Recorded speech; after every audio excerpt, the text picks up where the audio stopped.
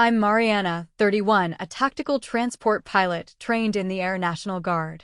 For years, I bent over backwards to be accepted by my mother-in-law, holidays, favors, even upgrading her flight out of my own pocket.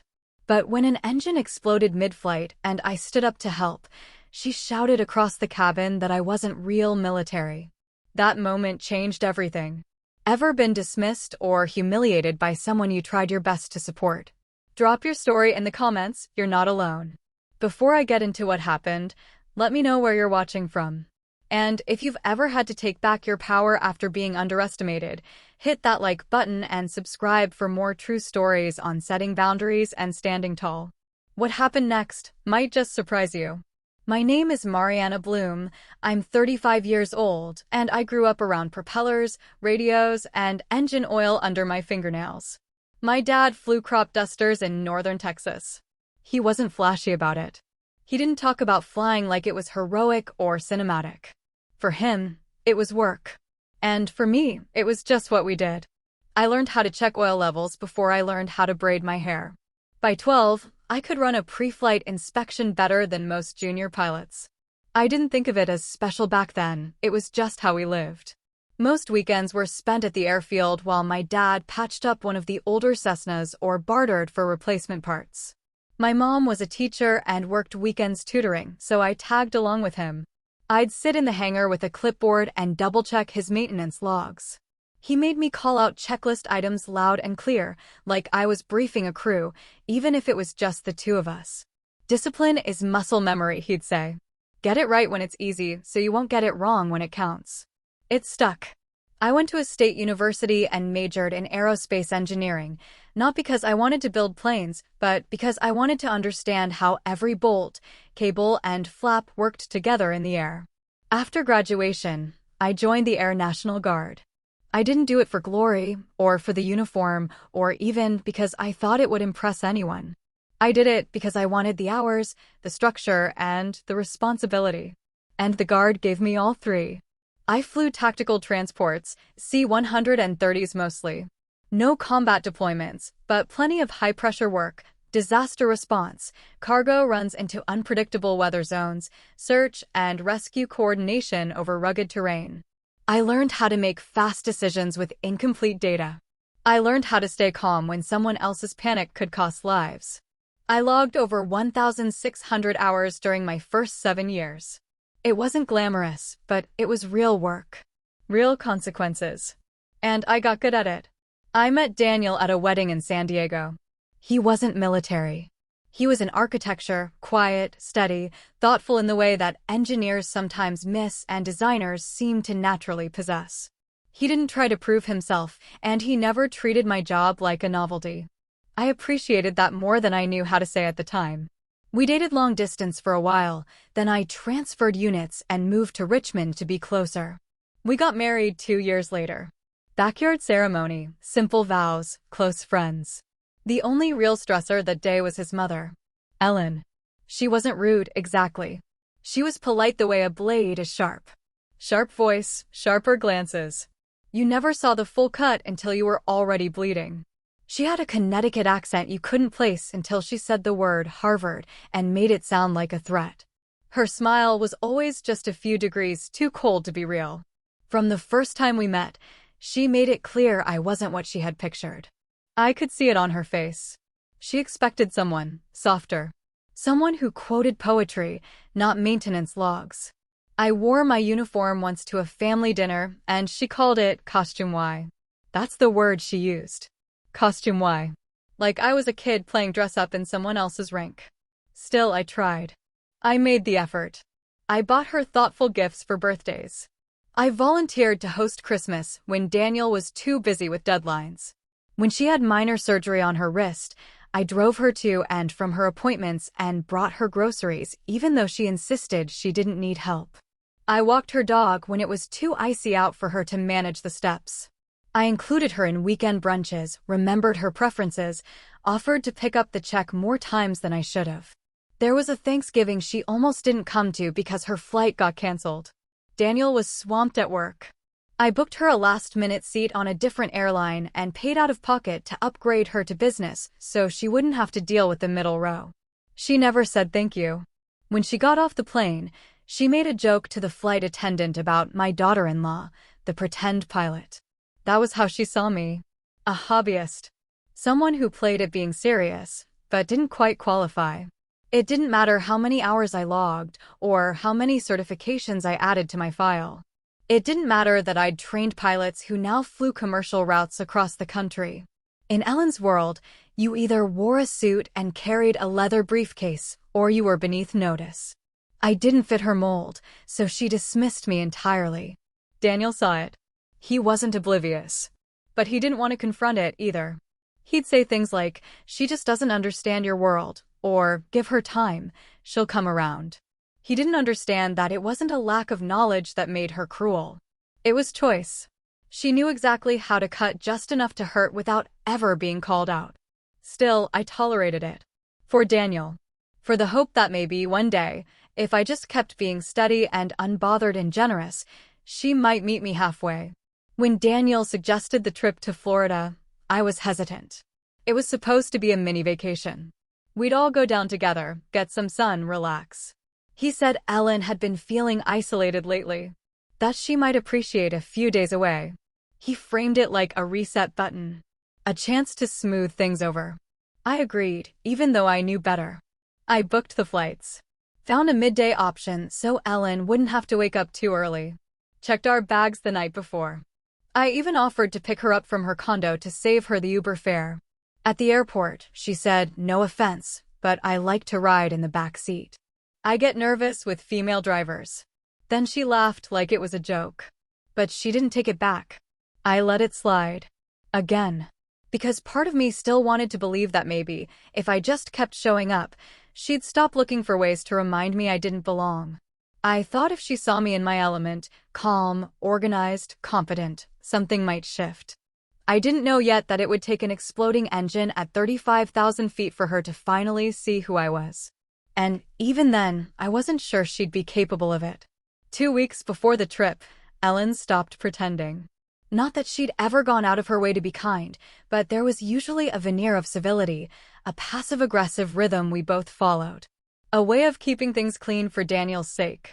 But something about the upcoming vacation gave her room to say more with less effort. It started with a brunch she hosted for some of her longtime friends, people I'd met before, but never quite warmed to. Daniel had to work, so I showed up alone.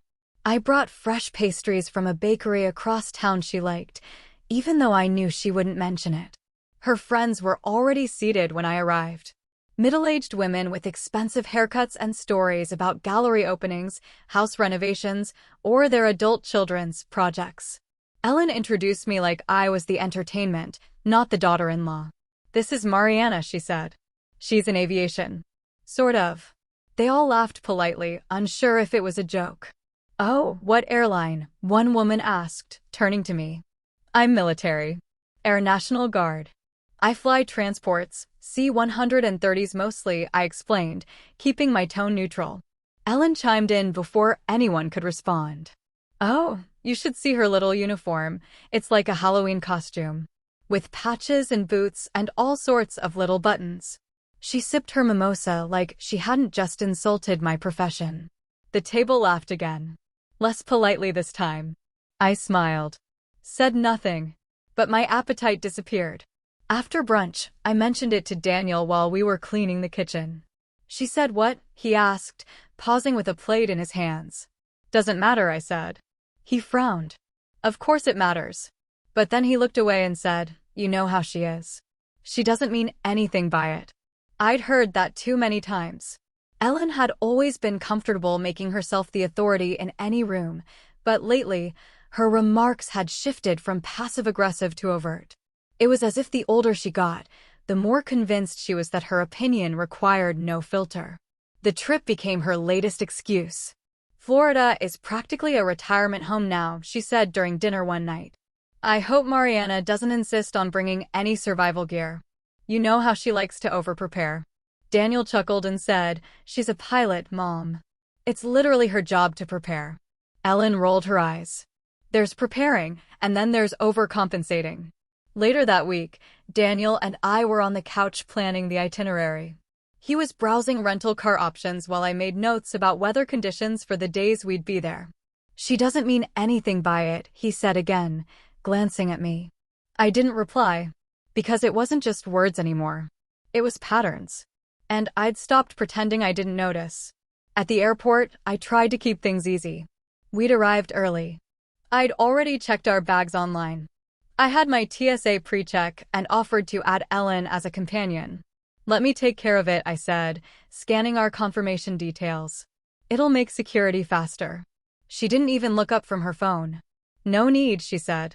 "I'm not playing soldier like some people." The gate agent flinched. I didn't respond. Daniel was halfway through texting a client and didn't catch it. Or maybe he did and chose not to comment. Either way, we moved through security in awkward silence. Inside the terminal, I tried again. Offered to buy her a bottle of water, maybe a snack. She declined both, then asked Daniel if the rental car company would upgrade her to something with a smoother suspension. She had a sensitive back, she said, shooting me a look. "Maybe you can use your military status to get us priority boarding," she added dryly. "You know, lean into the role." I didn't answer. I just checked the boarding group number and sat down by the window. When our group was called, I stood first, reaching for my backpack. Ellen hesitated, then looked at the boarding pass and frowned. "Where am I sitting?" "You're in 22C, I said. "I'd prefer to be farther back. I get claustrophobic near the wings." "That's your assigned seat," I replied. She flagged down the gate attendant. "There must be something open in the rear. I need to move. I can't be near the engines." The attendant looked confused. "We're full, ma'am. I can ask someone to switch if they're willing, but you may end up in a middle seat." "That's fine. I just don't want to sit near." She cut herself off. The noise. She didn't need to finish. The message was clear. Daniel looked over at me. I said nothing. I didn't need to. She ended up in 27B. Window seat. 2 rows behind us. I sat in 22A. Daniel took the middle. 22C stayed empty. When the flight leveled out and the seatbelt sign went off, I closed my eyes and tried to zone out. The hum of the engines was steady, familiar, almost soothing. I let my head rest against the wall, breathing evenly, trying to imagine we were flying without her behind us. But Ellen had a way of making herself heard, even when you weren't listening. Somewhere around 30 minutes into the flight, I caught snippets of her conversation. She was speaking to the man next to her, a businessman from what I could tell. He asked what brought her to Florida. "Oh, family," she said. "My son and daughter-in-law. She's in the military." "Sort of." The man must have asked something about my role, because I heard her laugh. "She's not a real pilot. Not like commercial. She's in the National Guard. You know, weekend warrior stuff." There was a pause. "She flies part-time. It's not a career, it's more of a lifestyle." I opened my eyes. Daniel turned to look at me. He'd heard it too. He didn't say anything. I watched the clouds outside for the rest of the flight. There was something specific about being insulted midair. You can't walk away. You can't leave the room. You just sit there, thousands of feet above the world, pretending not to hear someone casually rip apart everything you've worked for. I didn't correct her. I didn't defend myself. I'd done that before, and it never led anywhere. But the air felt different after that. Tighter. As if the cabin wasn't the only thing under pressure. I could feel something coming. I just didn't know it would arrive with smoke, alarms, and a voice asking if anyone on board was a pilot. Somewhere over the Gulf, maybe an hour into the flight, things were smooth. Outside, the sky was that deep, placid blue you only get at cruising altitude. Daniel had dozed off beside me, head tilted slightly toward the aisle, earbuds still in. I had just taken a sip of lukewarm coffee and was half listening to a podcast when it hit. The plane jolted. Not turbulence, a jolt. Sudden. Forceful. Loud. The kind of sound that cuts through every background noise at once. A hard, percussive thud followed by a mechanical whine and the unmistakable smell of something burning. The cabin lights flickered. Overhead compartments rattled. Somewhere behind me, a child started crying. The seatbelt signs flashed. Then came the drop. Not a full free fall, but a sharp descent. Fast enough that drink cups slid off trays. fast enough that people who weren't buckled felt it in their spines. I gripped the armrest. Daniel jerked awake, blinking fast. What the hell? Then the alarm started. That tone pilots never want to hear, the one that tells you something critical just failed. The left engine. I could feel it. A distinct tilt in the roll. Instinct more than anything. The intercom crackled to life, but all we got was static and half a sentence before it went silent. No updates. No instructions. Then the veer. Subtle at first. But real. You feel it in your gut when you've logged enough hours, when you know what a stable flight is supposed to feel like. This wasn't it. A flight attendant rushed down the aisle, trying to mask panic behind professional urgency. Another followed, this one out of breath. And then the sentence that snapped everything into focus. The captain's collapsed. Is anyone on board a pilot? For a second, the entire cabin froze. People looked around as if a commercial pilot might materialize from the lavatory. No one moved. I was in 22A. I remember the tray tables still being down. My coffee had tipped, puddling at the edge. My hands moved before my brain did. I unbuckled. Stood up. Reached for my ID out of habit, even though no one had asked for it yet. Then, her voice. From behind me, loud enough to cut through the chaos. She's not even real military. Ellen. Sit down before you make it worse, she shouted, louder now. She's not qualified. She's part-time. Heads turned. Every pair of eyes between rows 20 and 30 landed on me. Daniel said something I didn't catch, probably trying to stop her, maybe to deflect. But the damage was already done. The words hung in the air like smoke. I should have been angry. Embarrassed. Something. But all I felt was clarity. Because it didn't matter what she said. Not in that moment. Not when 400 people were counting on someone to take control. I walked forward. A few passengers stepped back to make room. No one else volunteered. I made my way past the galley, through the curtain, toward the cockpit. A flight attendant tried to intercept me. I held up my ID before she could speak. I'm certified, I said. C-130's, multi-engine, FAA commercial. I've got this. She looked stunned. Shaking. But she didn't argue. Behind me, Ellen was still talking, something about liability, about getting someone official. But her voice was already fading. The closer I got to the front, the quieter everything became. Not literally, people were still murmuring, crying, praying, but inside me, there was a stillness. I'd been here before. Not at 35,000 feet on a commercial jet, no, but in the kind of moment where someone has to act. And no one else is stepping up. I wasn't Ellen's daughter-in-law anymore. I wasn't someone's +1 at brunch, or the family member who tolerated her sharpness in exchange for peace. I was a pilot.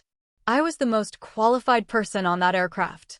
And if someone didn't take the controls, we were going to lose more than just altitude. When I reached the cockpit, the door was open, ajar, technically. A flight attendant stood just outside, tears in her eyes. He passed out. I think it looked like a heart attack. He was slurring. Then nothing. I nodded. Let me through. The co-pilot was in the left seat, hands white-knuckled on the yoke. He looked young. Too young. Sweating through his shirt. He turned as I stepped inside. I've got flight hours on C-130s. Trained in multi-engine emergencies, I said quickly. I'll take right seat. He didn't hesitate. Just nodded, grateful. Thank God. I slid into position. My fingers moved before I could second-guess them. Instruments. Panels. Engine status. Hydraulics. Comms. The left engine was gone, catastrophic failure. Fuel shutoff valve was already closed. Fire suppression had been engaged. We were running on the right engine only, and barely stable. Okay, I said. Let's coordinate vectors. Closest airport with a long enough strip. He answered, New Orleans. Towers ready for us. They've cleared airspace. Good. I've got flaps and throttle. You watch horizon. Don't lose visual. I didn't think about Ellen. I didn't think about the people behind me or what they'd heard. I didn't even think about Daniel. Not yet. All I thought about was the next minute. And the one after that. Because when it's life or death, the only thing that matters is execution. As we leveled out and began a controlled descent, I found myself thinking, not about her words, but about how she'd said them. Not a whisper.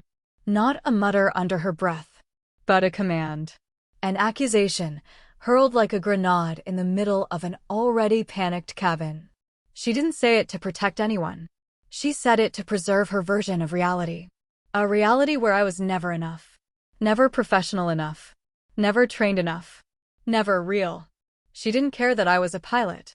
She cared that I threatened the image she built around herself.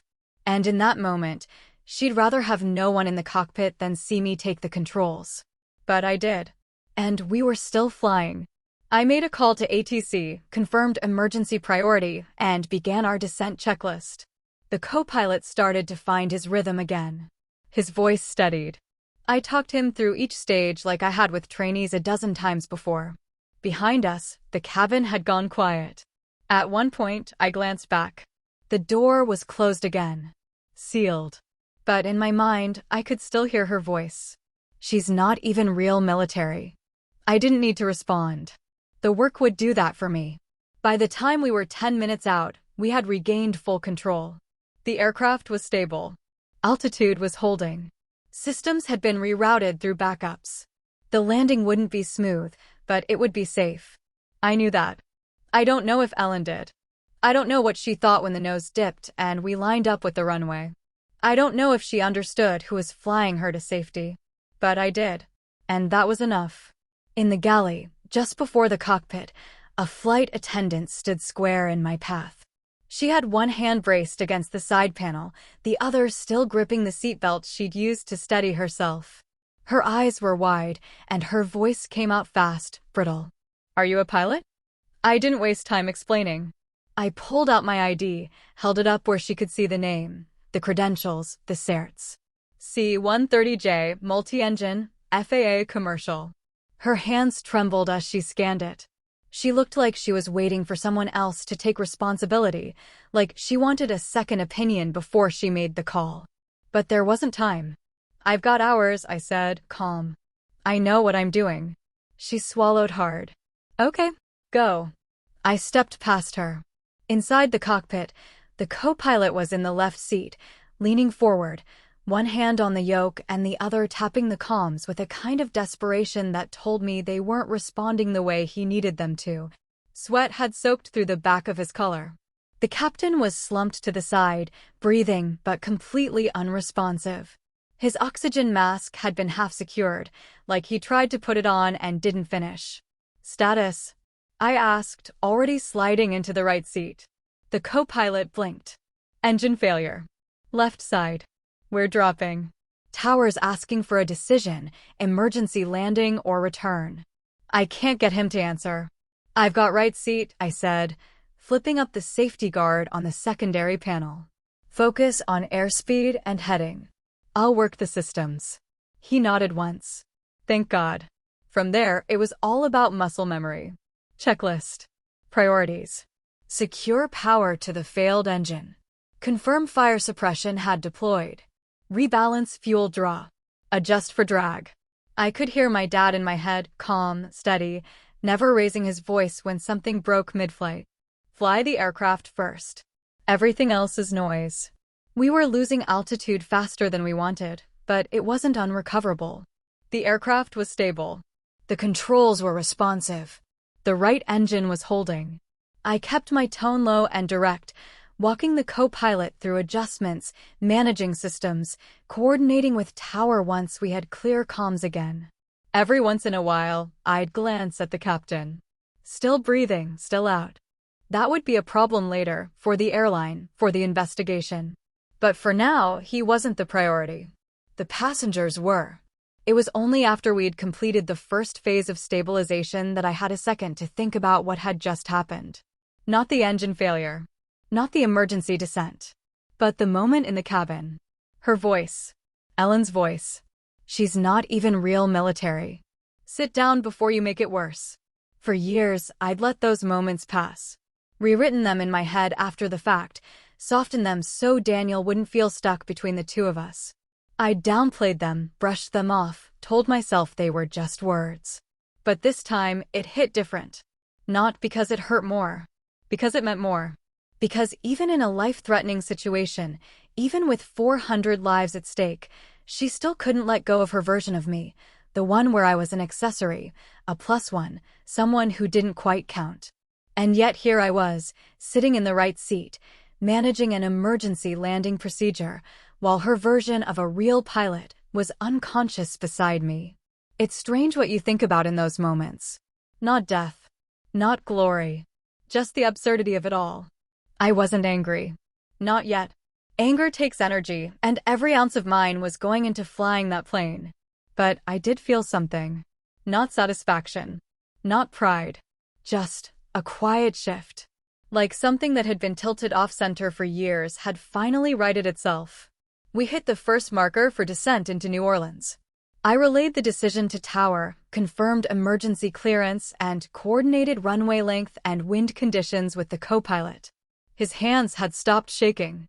He wasn't talking much, but I could tell he was dialing back into himself. That was good. I'd need him for the last 10 minutes. I don't know what the passengers were doing behind that locked door. I imagine some were praying, some crying, some trying to distract their kids. The turbulence had eased by then, but we dipped low enough for people to understand we weren't cruising anymore. I wondered if Ellen was still talking, or if she'd finally gone quiet. Daniel knew. He had to. He'd seen the ID, heard the confirmation, watched me walk forward while his mother shouted after me. I don't know what he did in the moments that followed, if he defended me, if he tried to calm her down, or if he just stayed still and waited like the rest of them. Later, he'd tell me she went silent the second I disappeared past the curtain. That she stared straight ahead for the rest of the flight, clutching her seatbelt like it was a life preserver. That the man next to her asked, "Is she really a pilot?" and Ellen didn't answer. But that was later. In the cockpit, I focused on trim, flaps, and descent control. Every system mattered now. We were getting one shot at this. The fire suppression had done its job, but the left engine was dead weight. The right was running hot. We needed to be precise. Tower cleared us. Emergency vehicles were already staged. The co-pilot made the final approach call. I took controls. Nose down. Speed controlled. Geared down. Flaps set. We lined up perfectly. That was the moment I finally breathed. It didn't matter what Ellen thought of me. It didn't matter what she said in front of friends or behind my back.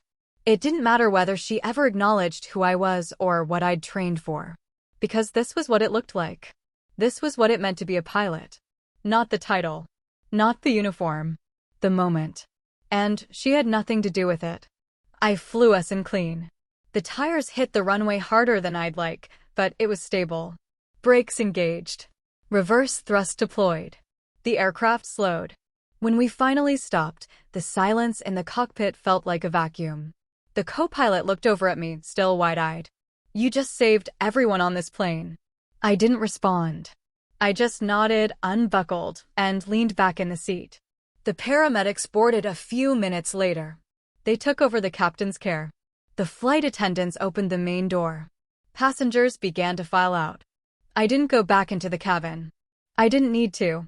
Let her walk past the closed cockpit door and know, just know, who had been behind it. We declared the emergency just shy of 35,000 feet. I remember watching the altimeter tick down, faster than I wanted. The turbulence had picked up, rough and irregular, what we call dirty air, and every few seconds the aircraft shuddered hard enough to make the overhead compartments rattle. The co-pilot, Jeremy, I'd learn later, had gone pale again. Not frozen, not useless, but right on the edge. He was still trying to push through it, but the second I looked at his grip on the yoke, hands clamped so tightly they'd started to shake, I knew I had to steady him before the aircraft got ahead of us. "Eyes on the horizon," I said, not unkindly, but clear. "I've got throttle and flaps." He glanced at me, swallowed once, and nodded. I took over the trim and began coordinating with Tower. They'd cleared runway 11 at Louis Armstrong International and were keeping airspace wide open. Emergency crews had been mobilized and were already waiting on the tarmac. The left engine was dead weight. Drag was constant. Every adjustment took longer than it should have. But we were aligned. And we were flying. I stayed in communication with ATC the entire time. No wasted words. Just what we needed when we needed it. I asked for updated wind conditions, confirmed the runway length, made sure we had adequate visibility. The clouds were thin, scattered cumulus, nothing that would complicate the descent. But it was a long drop, and the plane was heavy. The co-pilot started breathing better after we passed through 20,000 feet. I talked him through the descent in intervals, not too fast, just enough to make sure he stayed with me. "We're okay," I said at one point. "The plane wants to fly. Let it." Outside the windows, the coastline was beginning to appear, just a faint outline at first, then the sprawl of city lights, the slow approach of water to land. Inside, the cabin had gone quiet. I couldn't hear them, but I could feel them. People holding hands. Praying. Bracing. Maybe hoping someone in the cockpit knew what they were doing. I kept my eyes forward. I didn't think about Ellen. I didn't think about what she had shouted or what she might be telling the other passengers now. That part of the plane felt a world away. Like another life. What I had was the present moment. Systems checks. Altitude corrections. Gear deployment. The landing gear came down later than I wanted it to, but it came down. The green indicators lit up. I triple-checked the hydraulic pressure. Everything held. And still, until the wheels touched, there was no guarantee. The plane was descending fast. Too fast, honestly, but it had to be. We needed the energy to overcome the drag from the dead engine. I called out approach flaps. He confirmed. I reduced thrust, kept her stable. The last 30 seconds felt like 10 minutes. Everything compressed into this narrowing window, margin for error vanishing with every foot of altitude. 500, the radio altimeter called out. "Runway in sight," Jeremy said. His voice didn't shake this time. We lined up straight. Crosswinds minimal. I could see the emergency vehicles now, red and white lights flashing along the runway edge. I made one last minor correction to heading, then took full control. The landing was rough. No way around it. You don't lose an engine and descend on partial power and expect smooth. But we hit hard and straight, nose still slightly high, spoilers engaged. The main gear took the brunt. Tires screamed. We bounced briefly, but settled fast. Brakes. Reverse thrust. Rudder. And then silence. We rolled to a stop. Nose wheel aligned. Systems intact. No injuries. No screams.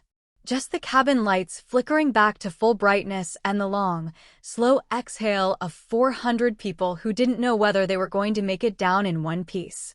I pulled off my headset and sat back for a second. Let the weight of what just happened catch up.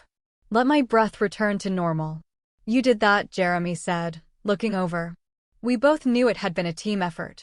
But I nodded once. Just once. The paramedics boarded first. They rushed to the captain, got him on oxygen, started vitals. He was still unconscious, but stable. Tower kept us on the line long enough to confirm we were down and secure, then released us from comms. I didn't get up right away. I think part of me didn't want to walk out and face what waited on the other side of that cockpit door. Not the press, not the passengers. Just Ellen. Because I knew what she'd said. And I knew what I'd done. And I wasn't sure if there was a bridge left between those two things. The flight attendants started organizing the deplaning process. No slide deployment, there was no fire, no structural damage, but still fast and orderly. I could hear snippets of voices as the front door opened. I stayed seated. For years, Ellen had been the loudest voice in the room, even when she wasn't technically speaking. Her judgments filled the space. Her opinions shaped the temperature of every family gathering. And I had let it happen. Out of politeness. Out of deference. Out of 100 small reasons I'd never fully examined. But in that moment, something had shifted. I had taken control of that aircraft. Not because I wanted to prove something to her. Not because I needed the validation.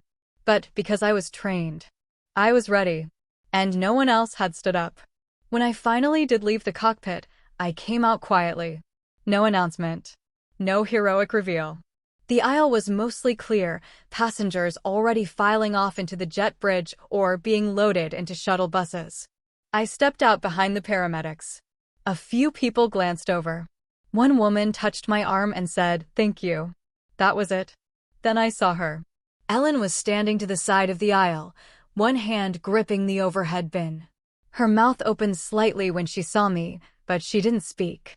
Daniel was behind her, carrying both of their bags. He looked at me for a long second. I nodded. He nodded back. Ellen didn't say a word as I passed. Later, outside the terminal, after the paramedics had taken the captain to a hospital and the airline had begun organizing accommodations, I saw her again. She was sitting on a bench near the entrance, clutching her phone like she didn't know who to call. Daniel stood beside her, speaking softly. I didn't approach. I didn't need to. Whatever she thought of me before that flight, whatever narrative she built to make herself feel superior, it couldn't hold anymore. Not in the face of reality. Not after what had happened in that cockpit. She could rewrite it however she liked. Call it luck. Call it procedure. Say it was the co-pilot or the training or the aircraft itself. But she'd know. And she'd have to live with that. 400 people were alive because I didn't sit down when she told me to. Because I trusted my training. Because I made a decision. And saw it through. Outside the aircraft, EMTs rushed past me with a stretcher and medical kit. One of the attendants pointed them toward the cockpit. I stepped aside, gave them room, then stood there in the entryway for a moment longer, my hand still resting on the bulkhead. The captain was alive. That much was clear. They were stabilizing him, prepping for transport. Someone said it had been a cardiac episode, likely mild, but sudden enough to drop him unconscious mid-flight. He'd be okay. But he wouldn't have been if we hadn't acted fast. I gave my initial statement to the airline rep and FAA investigator right there on the tarmac. It wasn't formal yet, just preliminary facts. Time of engine failure. Sequence of action. Certs and ID confirmed. They asked for a callback number. I gave them mine, then stepped out of the way as they began locking down the site. The plane sat still behind me, surrounded by emergency crews and flashing lights. I walked back down the jet bridge alone. The adrenaline had burned off. My shoulders ached. My back, too, just from sitting stiff for too long in the right seat. But mostly it was the silence I felt. After hours of vibration, noise, and layered panic, the quiet hit hard. Down by baggage claim, passengers had started to gather. Some were slumped in chairs. Some stood in clusters, still processing what happened. I kept walking until I saw them. Daniel was there, hands in his pockets, jacket over one shoulder. And Ellen, standing rigid beside him, not looking at anything in particular. She saw me before he did. There was a second, just one, where our eyes met. And for the first time, she didn't look annoyed. Or impatient. Or disapproving. She just looked confused. Like she was seeing something she hadn't accounted for. She didn't say thank you. Not then. Not even close. She didn't say anything. Just stared. I kept walking. Later that evening, after we were all rerouted to a hotel by the airline, I got a call from my commander. He'd seen the news alert before I even had. Local station. Short segment. Off-duty Air Guard pilot lands jet after engine failure. By morning, it was in the national rotation. I didn't speak to reporters. I didn't post about it. But people found out anyway. My CO sent flowers. A few pilots from my unit messaged me to say, "You did us proud." One of the flight attendants emailed me directly 2 days later. She said, "I still cry thinking about how calm you were. You saved all of us. I don't know how you did it." The airline put me in touch with their internal safety board. They wanted a formal debrief. I agreed. The call lasted over an hour. They walked me through every decision I made, asked for thoughts on systems performance, training protocols, crew resource management. They thanked me at the end. Genuinely. Daniel tried to bridge the gap at home. He brought it up after dinner one night. We were back in our apartment, the news cycle already moving on, but the tension still fresh between us. He said she didn't mean it. I looked at him. She said it loud enough for half the plane to hear. "I know," he replied. "But she panicked. You know how she gets." "No," I said. "I know who she is." That was the first time I'd said it out loud. And I meant every word. It wasn't panic. It wasn't fear. It wasn't a slip of the tongue or a misunderstanding. It was her. Her worldview. Her rules. Her refusal to accept that someone outside of her frame of reference could carry authority or skill or responsibility. It wasn't just about me. It was about everything I represented. The daughter-in-law she couldn't control. The service member she never respected. The woman she saw as playing dress-up in a uniform that didn't belong to her definition of real. And when that version of me stood up, when I said, "I've got it," she couldn't tolerate it. Not even to save herself. Daniel said nothing for a long time after that. Then finally, "You're right." It didn't fix things. But it helped. For weeks after, I kept replaying it all. Not the landing. That part had been clean. Tense, but procedural. What I kept thinking about was how many years I had bent to keep her comfortable. The holiday hosting. The dog sitting. The birthday gifts she never acknowledged. The business class upgrade I paid for, just so she wouldn't complain on the flight down. All of it, and for what? So she could mock my service in front of her friends? So she could try to erase my career every time she said part-time pilot? I'd spent a decade thinking if I was just a little more patient, a little more agreeable, maybe she'd meet me halfway. But that day on the plane, the mask cracked. And I saw the truth. Even in crisis, even in the most vulnerable, terrifying moment of her life, she couldn't bring herself to see me for who I was. But the rest of the world did. The passengers. The flight crew. The investigators. And me. For the first time in a long time, I saw myself clearly, too. Not the version filtered through family politics. Not the quiet, polite one trying to earn a seat at a table that kept pulling away. Just me. Qualified. Grounded. Capable. And no one could take that from me again. The card arrived 10 days after the landing. No return address, just her handwriting on the envelope, small, slanted, deliberate. Inside, a plain cream no card. No, dear. No, love. Just one line, "Glad you were on board." That was it. No mention of what she said. No acknowledgement of what she tried to stop me from doing. No apology. Daniel hovered by the kitchen counter as I read it. He didn't say anything at first. Then, I told her she needed to say something. I placed the card on the table. She didn't. It wasn't surprising. That's how Ellen operated. Say the minimum. Reframe it as a gesture. Then expect the relationship to resume as if nothing happened. I didn't respond. For the next couple of months, there was space. Not exactly distance. Daniel still talked to her occasionally, but space. She didn't call. Didn't text. No birthdays, no holidays. I figured that might be it. That she'd made peace with her version of events and decided to retreat into it. I would have been fine with that. But then, about 3 months later, she reached out again. This time it was Daniel's phone. A text, "Tell her I'd love to have you both over for dinner." Just something casual. I didn't reply. I didn't say anything for a full day. And when I did, it wasn't to her. I told Daniel I wasn't interested. Not in the performance of reconciliation. Not in pretending that one line in a card was enough to rebuild trust. He asked if I'd be open to it in the future. Maybe, I said. But not until she learns there are rules now. My rules. The first time I saw her again was at a family event Daniel insisted we both attend, a niece's birthday party. Neutral ground. Other people around. She approached me with a careful smile, wine glass in hand. She looked like someone stepping onto ice and not sure how thin it was. I said hello. Nothing more. She didn't bring up the flight. She didn't bring up what she'd said. Instead, she talked about Daniel's work. The weather. Someone's new dog. Surface-level chatter that kept her safely in her lane. I let her talk. And when she crossed it, when she made some offhand remark about how even part-timers can rise to the occasion, I put down my plate, stood up, and walked out. Didn't wait for Daniel. Didn't make a scene. Just left. He followed a few minutes later. "I didn't think she meant it like that," he said in the car. I looked out the window. She did. That's the point. From then on, I kept my distance. I didn't ban her from our lives, but I drew clear lines. If she wanted access to me, she'd have to earn it. No more passive-aggressive jokes.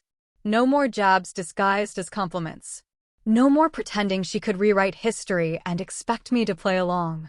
I made it clear to Daniel, I wasn't asking for a feud. I wasn't demanding loyalty. I was simply done contorting myself to be palatable to someone who refused to see me clearly. It was the first time in our marriage I'd said something like that with no room for negotiation. And he got it. To his credit, he didn't try to mediate after that. He didn't make excuses or ask me to soften. He just observed. And I think, over time, he started to see what I'd seen all along. That Ellen didn't respect quiet strength. She respected boundaries. And when those were finally in place, things started to shift. Slowly, she adjusted. Her tone changed. Her language became more cautious, not warm exactly, but filtered. She asked before assuming things. She waited to be invited. There were still slips. There always are. The kind of ingrained behavior that doesn't vanish just because it's no longer welcome. But I enforced the line every time. If she said something undermining, I'd excuse myself. Politely. Clearly. And not return to the conversation. She noticed. And over time, so did everyone else. The balance of power shifted, not dramatically, not publicly. Just in small, persistent moments. I didn't shut her out. I didn't launch a campaign to change her. I just stopped chasing her approval. I stopped earning her respect like it was a currency I had to keep feeding. She could give it, or she could lose access. And I think, in her own quiet, pride-swallowing way, she started to realize that was the choice. The next time we had dinner, 6 months after the landing, it was different. I had invited her. Not out of obligation. Not to repair anything. But because I wanted Daniel to see that boundaries didn't have to mean exile. She brought a bottle of wine and a store-bought pie. She complimented the meal. She didn't bring up the flight. She didn't bring up the guard. She didn't test me. It was civil. Not warm, but civil. And that was enough. At the end of the night, as she put on her coat, she looked at me for a second longer than usual. Not with softness. Not with apology. But with something that felt close to acknowledgement. And maybe that was all I ever needed. Not to be liked. Not even to be accepted. Just to be recognized. For what I'd done. For who I was. And for the fact that the rules had changed, permanently. Because I had changed. And I wasn't going back. It's been 2 years since that flight. Some days, it still catches me off guard how ordinary everything seems. Morning alarms, inboxes, laundry. The world didn't stop after the engine did. Life kept moving. But something in me stayed changed. I'm now one of the senior instructors at our base, one of the only women running emergency response simulations. That's not a detail I highlight, but it tends to come up. Especially when a new recruit walks into the room, sees my name on the board, and does a double take. I don't lead with the story. I don't wear it like a badge. But when we run cockpit emergencies in the simulator and someone hesitates, hands frozen over the panel, unsure what to do, I tell them this: you don't rise to the occasion. You fall to your level of training. So train hard. And they listen. Because by now, most of them have heard the story. Someone always brings it up. Quietly, usually. In the break room, or after hours. You're the one from that commercial flight, right? I nod. Once. And then we get back to work. What happened at 35,000 feet isn't the thing I build my identity around. But it's the moment that sharpened it. I spent years trying to earn a kind of approval that was never going to be offered. I showed up. I bit my tongue. I made excuses for someone else's smallness because I thought that was grace. But grace doesn't mean giving away your voice. And forgiveness doesn't mean forgetting how loud someone shouted when it mattered most. Ellen still introduces me at brunches sometimes. This is our hero, she'll say, too brightly, as if the weight of her past words could be erased by a little polish.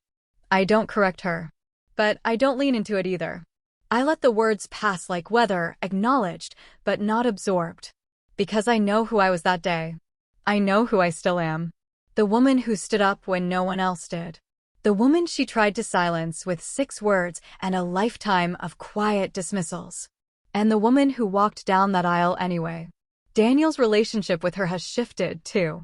Not dramatically. He still visits. Still checks in. But he sees it now, the patterns, the deflections. He doesn't argue when I opt out of dinners. He doesn't push when I say no. He just leaves space. And that's all I ever needed. My unit sent me a plaque last year. Not for the flight, though they mentioned it, but for my work training the next generation. Excellence under pressure, it says. It sits on a shelf in my home office. Not front and center, not hidden either. Just there. Like a quiet anchor. Sometimes I think about the other passengers on that flight. I don't know their names. I've only met a few in passing, people who reached out through social media or sent letters through the airline. One woman wrote, "I held my son's hand and kept whispering, 'Someone has us. Someone knows what to do.' I didn't know it was you. But I knew someone was fighting to keep us in the air." I still have that letter. Folded, tucked into a drawer. Because on the hardest days, the ones where the training drills don't go right or the chain of command drags its heels or some smug civilian throws the word part-time around like an insult, I remember her words. Someone has us. That's the legacy I care about. Not Ellen's version. Not the headlines. Just that. Being ready when it counts. Being steady when everything tilts sideways. Being the one who doesn't flinch. And if there's one thing I've learned since that day, it's this: you don't have to crash to wake up. You don't have to wait for the engine to blow, or the cabin to fill with smoke, or the lights to flicker before you realize what's been broken all along. But if it happens, if life puts you in that moment, make sure you're the one at the controls. Not the one trying to win approval. Not the one afraid to speak up. Not the one sitting down because someone else told you weren't enough.